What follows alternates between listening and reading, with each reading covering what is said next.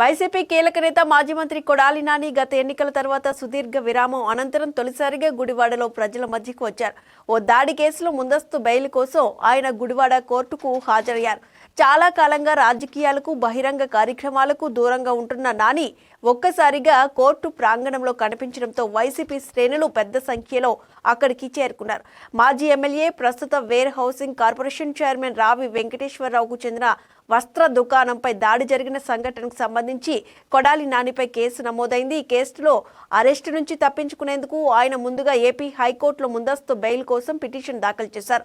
దీనిపై విచారణ జరిపిన ఉన్నత న్యాయస్థానం గుడివాడలోని కింది కోర్టులోనే బెయిల్ తీసుకోవాలని ఆదేశాలు జారీ చేసింది. హైకోర్టు సూచనల మేరకు కొడాలి నాని గుడివాడ కోర్టుకు హాజరై బెయిల్కు అవసరమైన పూచికత్తు పత్రాలను సమర్పించారు. ఇదే కేసుకు సంబంధించి ఇప్పటికే ఆయన అనుచరులు 16 మందికి న్యాయస్థానం బెయిల్ మంజూరు చేసింది.